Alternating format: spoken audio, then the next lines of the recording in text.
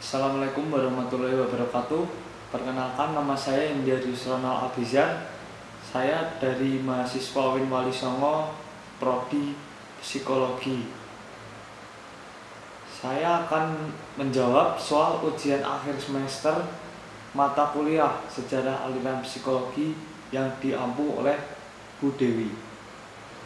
Untuk soal nomor 1 yaitu untuk apa belajar sejarah dan memahami aliran-alirannya, serta jelaskan manfaat mempelajari psikologi.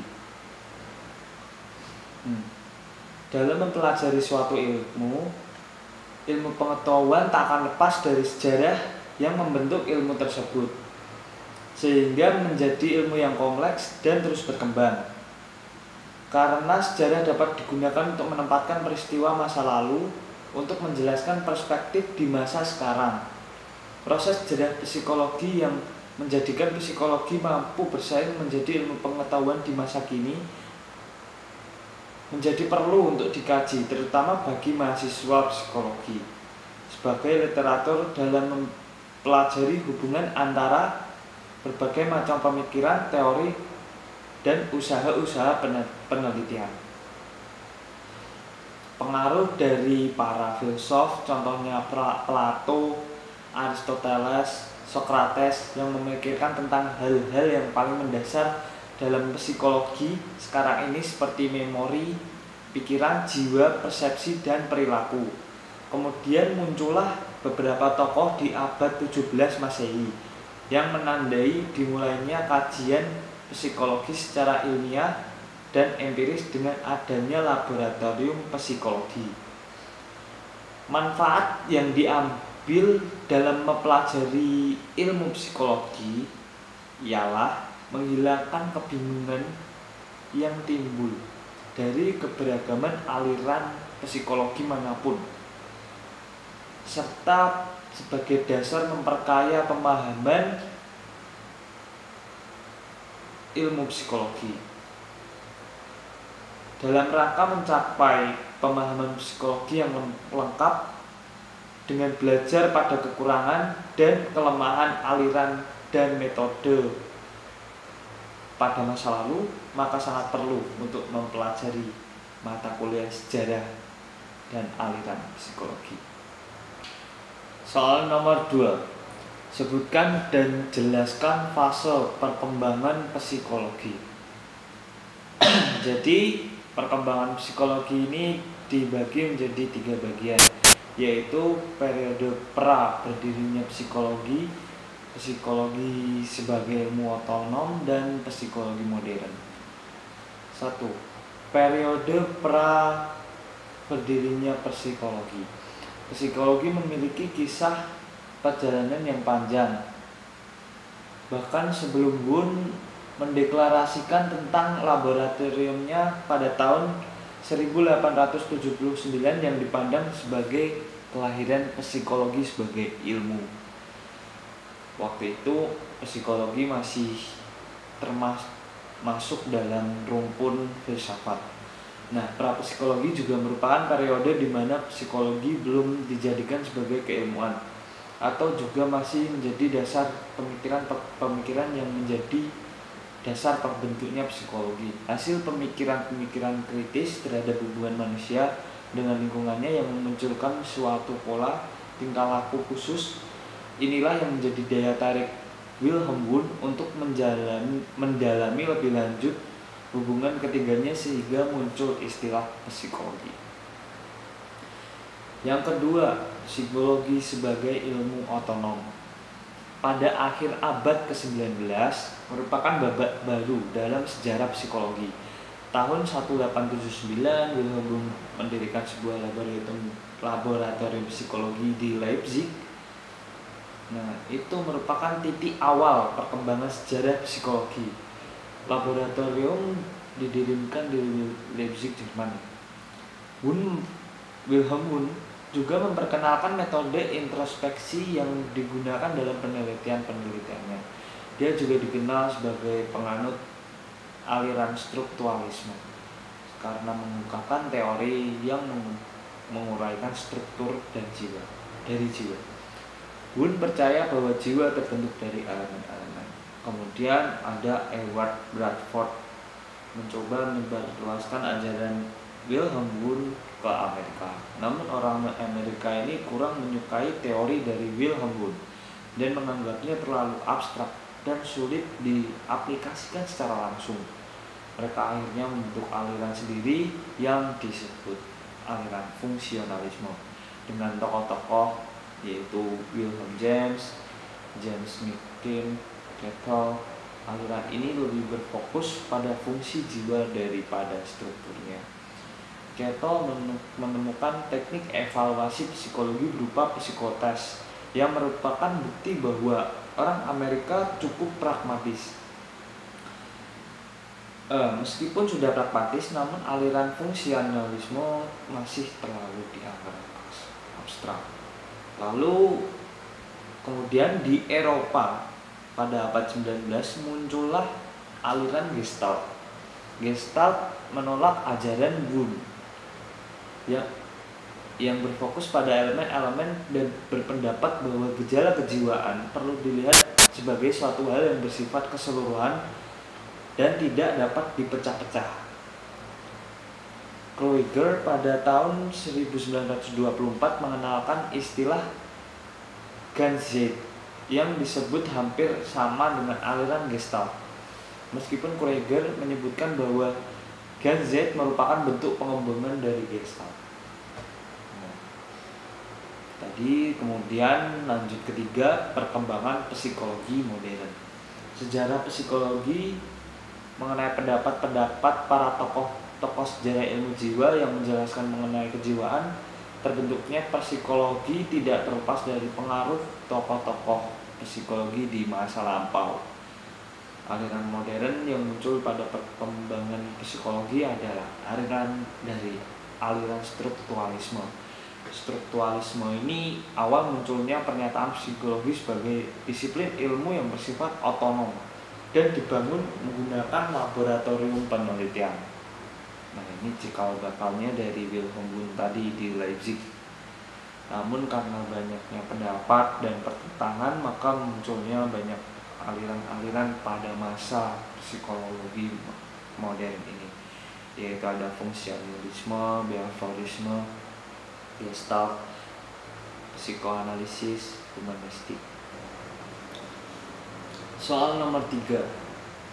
Dalam perkembangannya, psikologi mendapat pengaruh dari beberapa paham, diantaranya dari filsafat, rasionalisme, dan empirisme, fisiologi, dan IPA. Jelaskan pengaruh psikologi pada rasionalisme dan empirisme. Yang pertama, rasionalisme dulu. Paham rasionalisme ini beranggapan bahwa sumber pengetahuan manusia adalah rasio. Jadi dalam proses perkembangan ilmu pengetahuan yang dimiliki oleh manusia harus dimulai dari rasio. Tanpa rasio, maka mustahil manusia itu dapat memperoleh ilmu pengetahuan. Rasio itu adalah berpikir secara logis. Maka berpikir inilah yang kemudian membentuk pengetahuan, dan manusia yang berpikirlah akan memperoleh pengetahuan. Nah, semakin banyak manusia itu berpikir, semakin banyak pula ilmu yang akan didapatnya. Sehingga nanti ada perbedaan perilaku, perbuatan, dan tindakan manusia sesuai dengan perbedaan pengetahuan yang didapat dari dirinya tadi. Kemudian empirisme. Prinsip dan metode empirisme pertama kali diterapkan oleh John Locke. Penerapan tersebut terhadap masalah-masalah pengetahuan dan pengenalan. Langkah yang utama adalah Locke berusaha menggabungkan teori empirisme seperti yang telah diajarkan Bacon dan Hobbes dengan ajaran rasionalisme Descartes. Penggabungan ini justru menguntungkan empirisme. Ia menentang teori rasionalisme yang mengenai ide-ide dan asas-asas pertama yang dipandang sebagai bawaan manusia. Menurut dia, segala pengetahuan datang dari pengalaman dan tidak lebih dari itu. Menurutnya, akal manusia adalah pasif pada saat pengetahuan itu didapat. Akal tidak bisa memperoleh pengetahuan dari dirinya sendiri. Akal tidak lain hanyalah seperti kertas putih yang kosong. Ia hanyalah menerima segala sesuatu yang datang dari pengalaman. John Locke tidak membedakan antara pengetahuan indrawi dan pengetahuan akal. Satu-satunya objek pengetahuan adalah ide-ide yang timbul karena adanya pengalaman lahirlah dan karena pengalaman batin. Pengalaman lahiriah adalah berkaitan dengan hal-hal yang berada di luar kita, sementara pengalaman batiniah adalah berkaitan dengan hal-hal yang ada dalam diri kita. Nomor 4. Sebutkan dan jelaskan macam-macam aliran psikologi yang relevan dengan pelaksanaan pendidikan di Indonesia serta alasannya. Menurut saya yang paling relevan adalah behaviorisme, yaitu behaviorisme itu merupakan salah satu pendekatan psikologi pendidikan yang didasari keyakinan bahwa anak dapat dibentuk sesuai dengan apa yang diinginkan oleh orang yang membentuknya. Perkembangan anak sangat ditentukan oleh faktor yang berada dari luar,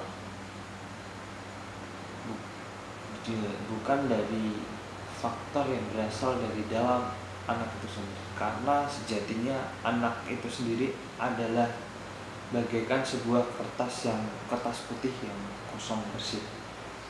Semua tindakan pendidikan ditentukan secara sepihak, yaitu pendidik dan anak dianggap sebagai objek pendidikan. Bagi para behavioris, memahami cara pandang dan perasaan orang seperti yang dilakukan oleh strukturalis tidaklah penting, karena yang penting adalah bagaimana orang dapat melakukan sesuatu secara aktual. Oleh sebab itu, para behavioris menekankan penelitiannya pada perilaku manusia yang nyata dalam peristiwa-peristiwa aktual. Metode penelitian psikologi yang menekankan analitik introspeksi diganti dengan metode conditioning yang menekankan hubungan stimulus respon. Inti dari behaviorisme ini yaitu behaviorisme berfokus pada peristiwa-peristiwa pembelajaran yang diamati seperti yang ditunjukkan oleh hubungan stimulus dan respon. Yang kedua, belajar selalu melibatkan perubahan perilaku.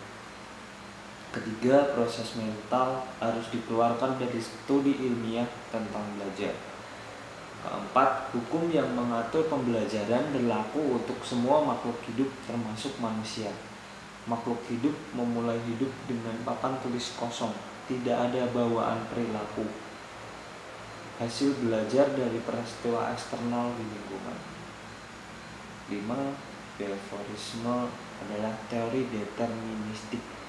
Subjek tidak memiliki pilihan selain untuk menanggapi rangsangan yang tepat. Nomor 5.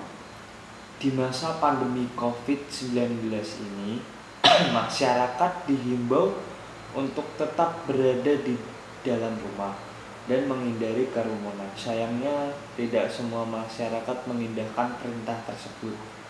Menurut kalian, proses pembentukan perilaku dengan metode apa yang bisa diterapkan agar masyarakat mematuhi aturan tersebut? Serta teori manakah yang cocok dengan persoalan tersebut? Menurut saya menggunakan teori strukturalisme, yaitu teori yang ditekan dari introspeksi dirinya sendiri, dari dalam diri. Jadi jika faktor eksternal tidak bisa diindahkan, contohnya kebijakan pemerintah tidak bisa dipatuhi oleh dirinya tersebut, maka dari dalam dirinya tersebut harus dibenahi. dengan mengubah pola pikirnya, mindsetnya sendiri. Nah, kemudian objek material objek psikologi dibagi menjadi dua, yaitu objek material dan objek formal. Objek material adalah sesuatu yang dibahas, dipelajari, atau diselidiki, suatu unsur yang ditentukan atau sesuatu yang dijadikan sasaran pemikiran. Objek material mencakup baik hal-hal konkret, kerohanian, nilai-nilai, ide. Objeknya yaitu manusia. Dan kedua, objek formal. Objek formal adalah cara memandang, cara meninjau yang dilakukan oleh seseorang peneliti terhadap objek materialnya serta prinsip-prinsip yang digunakannya. Objek formal juga digunakan sebagai pembeda ilmu yang satu dengan ilmu yang lain, psikologi, antropologi, sosiologi, dan lain-lain. Objeknya yaitu dari segi tingkah laku manusia. Objek tersebut bersifat empiris atau nyata, yang dapat diobservasi atau memprediksi, menggambarkan sesuatu yang dilihat. Caranya melihat gerak-gerik seseorang, bagaimana ia melakukan sesuatu dan melihat dari matanya. Nah, kemudian selanjutnya ada fungsi psikologi dan penerapannya. Yang pertama, fungsi edukatif. Fungsi edukatif dalam psikologi keluarga. Yang satu ini mencakup pendidikan anggota keluarga dan pembinaan oleh anggota keluarga yang lain. Sebab keluarga merupakan lingkungan pendidikan dasar sebagai bagian dari pembelajaran pertama dari individu yang ada di dalamnya. Pendidikan di keluarga ini dimulai sejak dini hingga dewasa. Yang kedua, fungsi sosialisasi. Selain keluarga juga memiliki fungsi sosialisasi yang maksudnya adalah ruang memperkenalkan anak pada lingkungan sosial yang lebih besar. Keluarga harus mengajarkan bagaimana menjadi masyarakat yang baik dan proses interaksi sosial dengan orang sekitar dengan cara menyapa, menghormati orang yang lebih tua, sopan, santun, dan lain sebagainya. Fungsi perlindungan.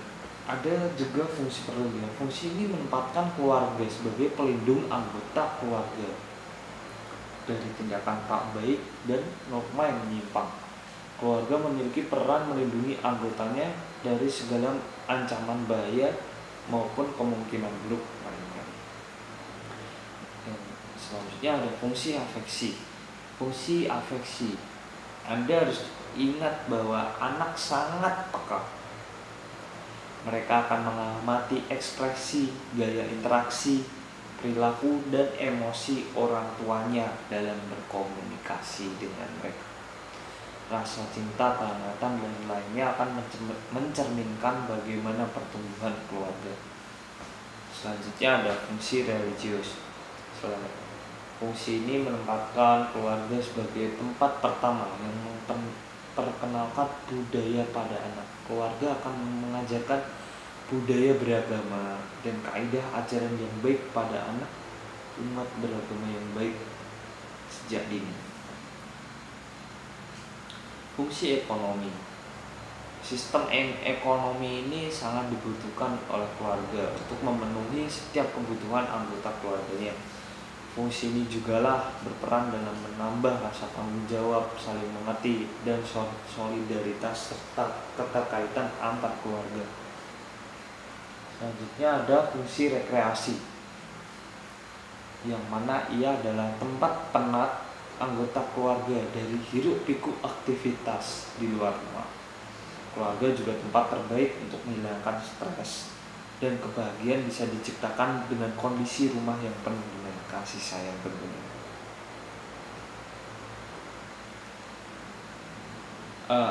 Selanjutnya ada fungsi biologis. Keluarga juga memiliki fungsi biologis yang mana ia merupakan tempat memenuhi kebutuhan fisiologis setiap anggotanya. Kebutuhan yang dimaksud adalah makan, kelelahan, kesehatan, dan lain sebagainya. Soal nomor 6. Menurut pendapat Anda, apakah psikologi sudah mencapai tahap penyatuan paradigma menyatukan semua pendekatan berbeda dalam psikologi? Menurut saya sih belum bisa disatukan seluruh paradigma dari para ahli psikologi. Saya ambil kasus ada Henry Gordon Allport dan Raymond Cattell. Ketiganya ini memanglah penganut paradigma Triad, tetapi mereka memiliki perbedaan teori kepribadian. Menurut Raymond Cattell, kepribadian dapat dilihat dari teknik statistik analisis faktor, sedangkan menurut Murray, kepribadian tidak dapat dilihat dari perilakunya, akan tetapi ada lingkungan, pengalaman, proses belajar. Berbeda dengan Gordon W. Allport, dia menolak teori sifat dan faktor dan lebih yakin keunikan seseorang adalah hal yang paling menentukan kepribadian. Ia yakin bahwa usaha untuk mendeskripsikan kepribadian lebih tepat. Dari perbedaan yang ada pastilah ada persamaan, ya, tapi sedikit. Mereka bertiga ini sama-sama mengembangkan teori Triad. Teori Triad ini teori yang mengemukakan bahwa manusia memiliki jenis potensi yang sama ketika dilahirkan ke dunia. Jadi kesimpulannya, paradigma Triad ini dianut oleh tiga ahli, dan mereka saling berbeda pendapat. Ya, yang satu tadi ada menggunakan statistik, ada yang menggunakan lingkungan, dan ada dari keunikan. Nah, seperti itu, jadi belum bisa ke tahap penyatuan paradigma. Soal nomor 7, lengkapilah tabel berikut, yaitu ada nomor, aliran psikologi, tokoh-tokoh pendukung, penjelasan, dan kontribusi terhadap perkembangan psikologi. Nah,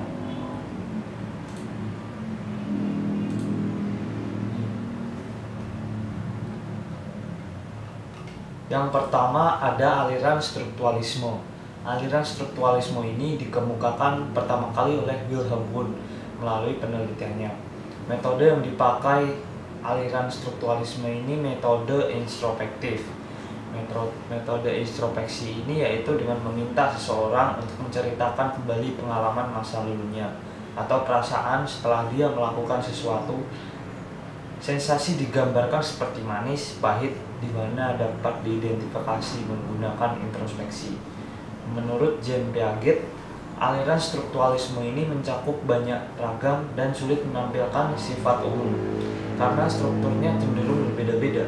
Piaget juga menjelaskan 3 sifat yang dimaksud dalam sebuah struktur, yaitu totalitas, pengaturan diri, dan transformasi. Struktur unsur-unsur tersebut saling berkaitan satu dengan yang lainnya dalam sebuah kesatuan. Menurut hierarkinya, sebuah struktur memiliki substruktur dan terikat dengan struktur yang membawahinya. Adapun tokoh strukturalisme lainnya yaitu Edward Bradford Titchener. Edward memiliki pandangan serupa dengan Wilhelm Wundt, dan dia juga merupakan murid dari Wilhelm Wundt. Edward ingin kembali ke Oxford, namun ditolak karena tidak sejalan dengan Wilhelm Wundt. Kemudian berpindah di Amerika Serikat dan mengembangkan strukturalisme di Universitas Cornell. Wundt dan mahasiswanya memusatkan upaya menemukan unsur daras atau disebut dengan struktur dalam proses mental. Strukturalisme merupakan aliran yang menyelidiki tentang struktur tersebut dalam kejiwaan. Sistematika psikologi oleh Wilhelm Wundt mengalami perkembangan. Nah, berikut ada kontribusi terhadap psikologi, yaitu ada prasismatik, yaitu persepsi dan perbedaan antara perasaan dan sensasi penginderaan berdasarkan pada doktrin. Yang kedua ada elementisme, sensasionisme, asosialisme, merupakan permulaan meninggalkan konsol doktrin. Jiwa terdiri dari elemen penginderaan, perasaan, dan yang berhubungan dengan asosiasi. Fase empirisme memunculkan teori tiga dimensi dari perasaan, yaitu lust dan aroused, Spanus dan Lawsons, Erasmus dan Beruhigens. Pada tahun 1902 sampai 1903, konsep merupakan hal yang penting. Setiap rangsangan yang didapat manusia dipersepsikan namun hanya secara aktif. Dalam bukunya Volcker Psychology, yaitu The Hegel Mental Process, menyatakan bahwa proses-proses mental itu lebih tinggi dari penginderaan, perasaan, persepsi, dan atau apersepsi. Yang kedua ada fungsionalisme. Aliran fungsionalisme merupakan aliran psikologi yang bersifat dominan pada masanya dan merupakan hal utama yang perlu dipelajari mengenai perkembangan keilmuan psikologi. Aliran fungsional ini berbeda dengan aliran strukturalisme. Aliran fungsional terlahir dari pragmatisme, sebuah filsafat. Beberapa tokoh aliran fungsionalisme antara lain William James, Arnold, James Nakin, dan John Dewey. Pengertian fungsionalisme sendiri yaitu orientasi psikologi yang menekankan pada proses kejiwaan yang sedang dihadapi dan menghargai manfaat psikologi.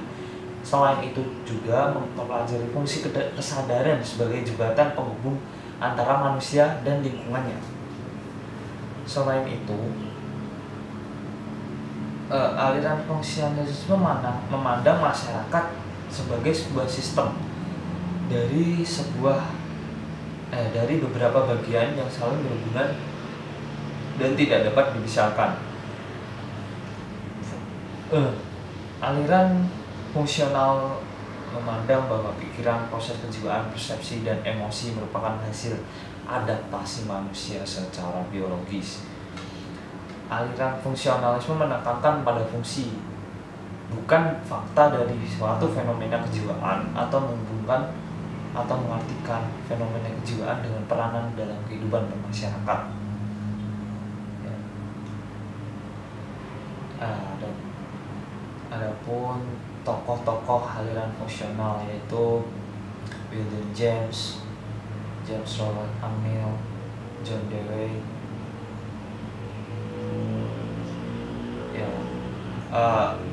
Kontribusinya, James mengungkapkan pendapatnya bahwa psikologi tidak dapat membuktikan seberapa bebasnya kemauan.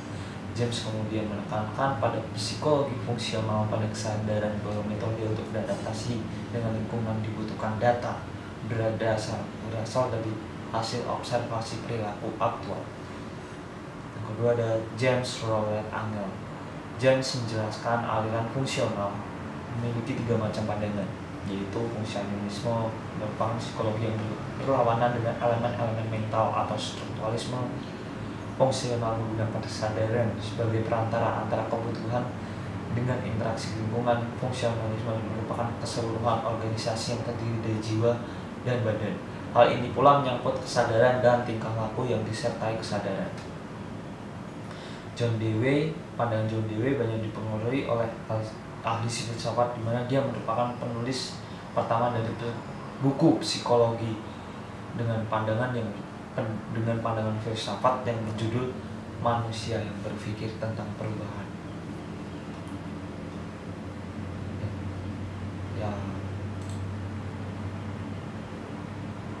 Selanjutnya ada behaviorisme. Behaviorisme ini merupakan lanjutan dari strukturalisme. Behaviorisme menolak unsur yang dinyatakan dalam fungsional, yaitu kesadaran. Behaviorisme menyatakan diri mempelajari tentang perilaku yang nyata. Aliran ini berdasarkan Ivan Pavlov dan William McDougall yang teorinya dikenal dengan sebutan insting. Menurut mereka, insting merupakan kecenderungan tingkah atau perilaku dalam situasi tertentu sebagai bawaan lahir yang belum ada dipelajari sebelumnya. Aliran behaviorisme ini merupakan soal asumsi kejiwaan dan bukannya materi atau objek, sehingga tidak dapat diteliti secara langsung. Ya, ada berikut ini ada tokoh-tokoh dari aliran behaviorisme antara lain James Watson. Nah, kontribusinya, Watson merupakan seorang ahli matematika dan filsafat yang memiliki teori tentang stimulus respon. Stimulus merupakan semua objek dari eksternal atau lingkungan individu. Respon merupakan reaksi atau jawaban dari stimulus yang diterima seseorang tersebut. Kemudian ada tokoh F. Skinner, yaitu kontribusinya mengeluarkan pandangan penting mengenai aliran behaviorisme ini sebagai asumsi tentang perilaku. Perilaku diperkuat dengan penguatan positif yang merupakan respon dari stimulus yang diterima. Pandangan Skinner mengenai aliran ini diterbitkan dalam buku The Behavior of Organisms dan dijelaskan secara detail ke dalam Science and Human Behavior. Pandangan behaviorisme ini merupakan asumsi mengenai perilaku. Selanjutnya ada psikologi psikoanalisis. Aliran psikoanalisis merupakan pandangan yang mengaitkan kemajuan di bidang kedokteran. Aliran psikoanalisis ini diungkapkan oleh Sigmund Freud yang merupakan seorang ahli saraf. Sigmund mengungkapkan teori dasarnya tentang alam sadar dan alam bawah sadar. Alam sadar merupakan apa yang orang sadari sepenuhnya dan merupakan alam nyata. Sedangkan alam bawah sadar merupakan kesadaran semua. Freud juga mengungkapkan beberapa konsep lainnya lagi seperti struktur kepribadian. Struktur kepribadian itu ada 3 menurutnya: ID, ego, dan superego. ID merupakan unsur kepribadian dasar yang berupa nafsu dan keinginan atau keinginan. Ego merupakan pikiran yang juga mengontrol kesadaran dalam berperilaku. Superego merupakan kesadaran tertinggi manusia yang berasal dari bentukan nilai-nilai dan norma yang berlaku dalam masyarakat dan berkembang berdasarkan prinsip moral. Adapun tokoh-tokoh lainnya behaviorisme lainnya, yaitu Alfred Adler. Ya, dia kontribusinya yaitu dia merupakan lulusan dokter mata yang kemudian tertarik untuk mempelajari bidang psikiatri. Teori-teori yang diungkapnya yaitu satu teori tentang inferioritas universal, yaitu setiap manusia melakukan usaha untuk menyesuaikan diri dari kelemahan yang dimilikinya sebagai bentuk cara mengatasi kelemahannya. Yang kedua ada teori tentang striving for superiority, yaitu motivasi bawaan yang menggerakkan manusia bertahan hidup dan menguatkan diri. Ada juga Carl Gustav Jung. Jung adalah seorang psikiater yang keluar dari sekolah psikoanalisis Freud. Jung mengklasifikasikan karakteristik kepribadian menjadi 2, yaitu introvert dan extrovert. Kepribadian introvert merupakan kepribadian dengan kecenderungan mengutamakan diri sendiri dan hidup di dunianya sendiri. Aspek yang terlihat dari seorang extrovert adalah pemalu, tidak suka menjalankan fungsi sosial, dan menyukai privasi. Sedangkan extrovert merujuk pada dunia luar dirinya dan sangat senang menjalani fungsi sosialnya. Extrovert memiliki kecenderungan suka bergaul, menikmati aktivitas sosial, tidak nyaman ketika sendirian, dan mudah berteman. Oke, selanjutnya aliran humanistik. Aliran humanistik muncul sebagai kritik dari aliran sebelumnya, yaitu behaviorisme dan psikoanalisis. Aliran ini disebut juga the third force setelah kedua aliran sebelumnya. Aliran ini memiliki prinsip utama, yaitu memahami manusia sebagai totalitas sehingga sangat tidak setuju dengan mengurangi komponen manusia dalam behaviorisme maupun proses fisiologis. Aliran ini menjelaskan bahwa manusia harus berkembang dan tidak hanya memenuhi kebutuhan dasarnya saja. Misalnya adalah hal perilaku. Metode yang dipakai aliran ini adalah life history atau riwayat hidup, di mana berusaha memahami manusia dari riwayat perjalanan hidupnya, pengalamannya, yang memiliki keunikan masing-masing individu. Tokoh-tokoh aliran humanistik yaitu Carl Rogers. Ya, langsung saja kontribusinya. Rogers ini seorang psikoterapis yang mengembangkan aliran humanistik ini. Rogers menemukan teknik terapi yang dikenal dengan client-centered therapy atau teknik terapi yang berfokus pada pasien. Teknik ini mengasumsikan posisi yang sama antara terapis dan pasien. Hubungan antara terapis dengan klien harus dijaga rasa saling percayaannya, kehangatan hubungan, dan juga memberi kebebasan pengambilan keputusan dan bertanggung jawab atas keputusan tersebut. Terapis juga bertugas mengetahui masalah dari klien dan juga menemukan solusi yang terbaik dari dirinya. Kemudian ada Abraham Maslow. Maslow mengembangkan teori motivasi di mana perkembangan psikologis berdasarkan pada pemenuhan kebutuhan dasarnya seperti fisiologis, kebutuhan akan keamanan, kasih sayang, harga diri, dan aktualisasi diri. Selanjutnya ada aliran Gestalt. Gestalt bukanlah nama seseorang namun berasal dari Jerman yang diartikan sebagai bentuk konfigurasi atau keseluruhan totalitas hakikat. Aliran ini memandang keutamaan dari psikologi adalah mengenai keseluruhan. Mekanisme kerja aliran ini yaitu dengan menganalisis unsur-unsur kejiwaan.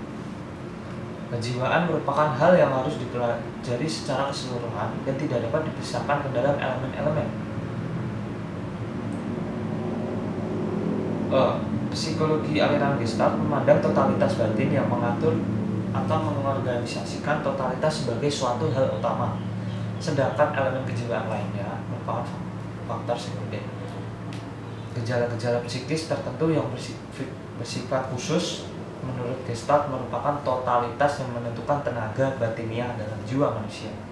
Yang kemudian ada psikologi Islam, yaitu psikologi Islam yaitu ilmu yang mempelajari jiwa manusia mulai melalui tingkah lakunya dalam berhubungan dengan alam, manusia, dan Tuhannya berdasarkan konsep ajaran Islam, yaitu dari Al-Quran dan Hadis. Lahirnya psikologi Islam terjadi karena adanya persentuhan agama dengan ilmu psikologi. Perkembangan tentang ilmu psikologi pun semakin berkembang, sehingga mendorong umat muslim untuk membentuk ilmu baru yang berkaitan dengan psikologi yang berlandaskan ajaran agama Islam, yaitu psikologi Islam. Psikologi Islam ini muncul juga karena adanya pembaruan dengan psikologi Barat, namun berlandaskan agama Islam. Sesuai konsep dalam psikologi Islam, manusia mempunyai 3 aspek, yaitu aspek jismiyah, aspek nafsiyah, dan aspek ruhaniyah. Berbeda dengan psikologi Barat yang terdiri dari aliran-aliran yaitu psikologi, fisiologi, psikoanalisis, behaviorisme, humanistik, transpersonal.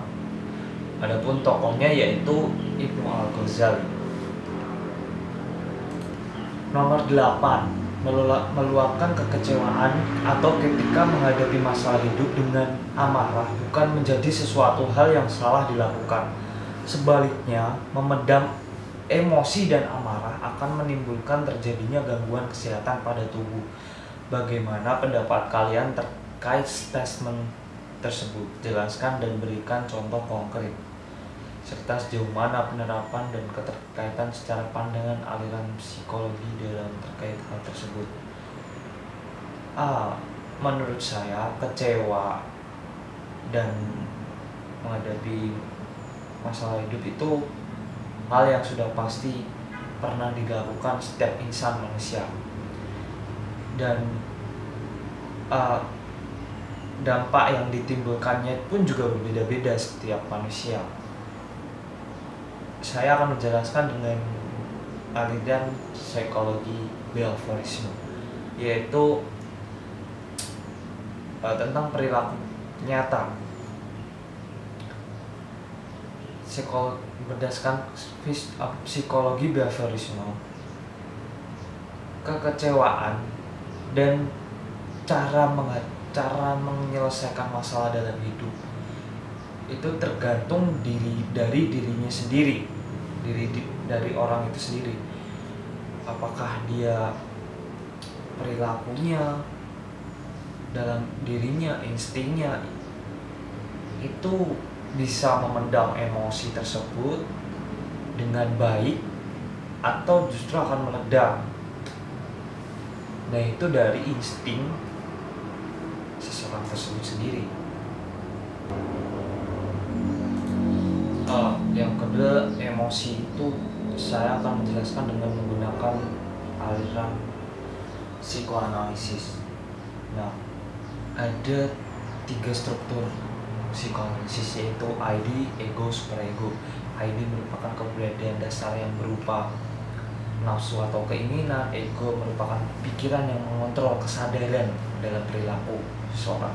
Superego merupakan kesadaran tertinggi manusia yang berasal dari bentukan nilai-nilai dan norma-norma yang berlaku dalam masyarakat. Nah, saya akan menjelaskan ini psikoanalisis dari hal yang terdapat dari alam bawah sadar manusia. Ingatan tentang masa lalunya, dia pernah trauma, dia pernah dibentak, pernah dikecewakan, itu akan mengendap pada alam bawah sadar, dan dia akan melakukan secara otomatis. Jadi alam bawah sadar mengikuti alam bawah sadarnya. Ya begitu. Ke nomor 9, yaitu soalnya dalam kehidupan sosial bermasyarakat, lingkungan sangat penting dalam pembentukan perilaku seseorang. Lingkungan yang buruk dan tidak teratur akan menjadikan seseorang dapat memiliki kepribadian atau perilaku yang buruk jika tidak dapat mengatasinya dengan baik. Lingkungan yang baik, tentram, dan nyaman akan menjadi sebuah contoh dalam pembentukan kepribadian maupun perilaku yang baik.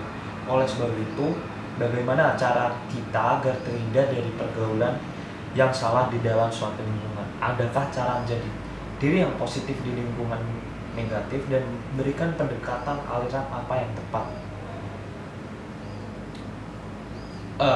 Menurut saya, agar kita terhindar dari pergaulan yang salah di suatu lingkungan, ya kita harus mengontrol dari diri kita sendiri dulu, kembali ke diri kita. Apakah kita akan mengikuti lingkungan yang buruk tersebut atau tidak? Itu diri kita, alam bawah sadar kita. Kita setiap hari bertemu, ibaratnya begini, seseorang akan wangi jika setiap hari bermain sama tukang parfum. Nah, seperti itu ibaratnya. Ya, saya akan menjelaskan dengan pendekatan aliran behaviorisme. Dengan aliran ini, iya benar, suatu manusia itu proses belajarnya dari lingkungannya. Ya kayak kalau lingkungannya jelek, itu juga udah pasti jelek. Tapi saya tidak setuju dengan ini. Itu ada dari diri, memang dia benar-benar memiliki prinsip bahwa ya prinsip ini merupakan insting dia yang merupakan hasil aliran fungsionalisme, ya insting dia. Jadi saya ada 2 ya, fungsionalisme dan behaviorisme. Dan itu jadi ada yang dari diri sendiri, ada yang dari luar. Dari diri sendiri itu ada instingnya, alam bawah sadarnya, dan dari luar itu faktor eksternalnya. Nah, untuk menjadi positif menurut saya itu dengan mengaktualisasikan diri menjadi diri yang lebih baik, versi yang terbaik dari kita, yaitu dengan cara kita harus memiliki tujuan hidup, kita harus percaya tauhid kepada Allah tentunya. Kemudian kita harus saling menghormati dan menjaga toleransi antar umat. Itu 3 itu udah pasti kita bisa memfilter dari faktor eksternal yang masuk dalam diri kita. Nomor 10, jelaskan 2 atau 3 materi yang paling dikuasai dalam sejarah aliran psikologi, serta poin penting apa yang bisa dipahami dari masing-masing aliran psikologi tersebut. Berikan contoh konkret dan terlebih lagi apabila disebutkan rujukan artikel atau jurnal yang dipakai masing-masing tema. Yang pertama, saya lebih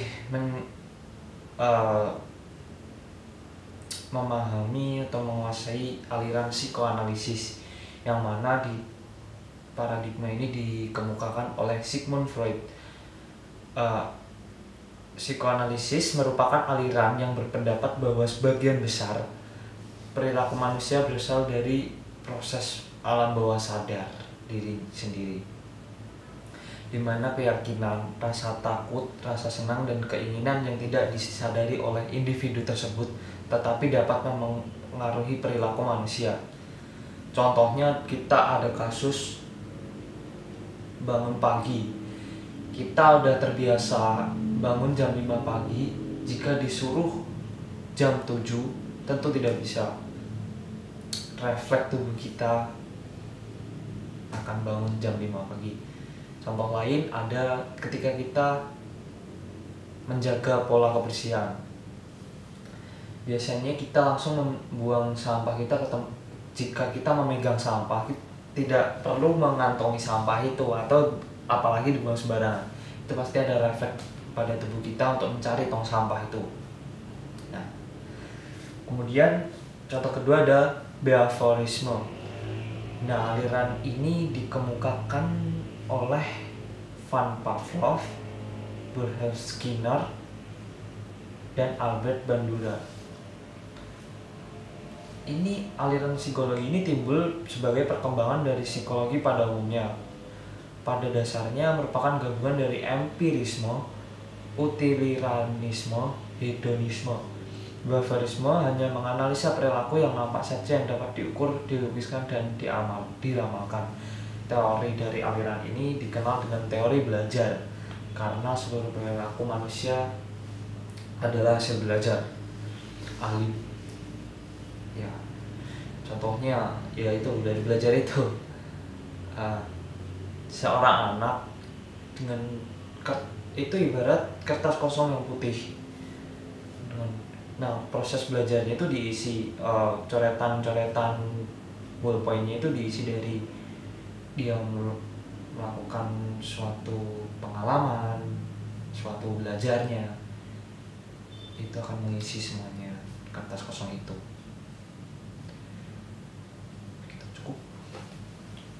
Sekian dari saya dari menjawab soal-soal UAS sejarah aliran psikologi yang diampu oleh Bu Dewi. Ya, kurang lebihnya saya minta maaf apabila ada salah kata, mohon dimaafkan. Ya, wassalamualaikum warahmatullahi wabarakatuh.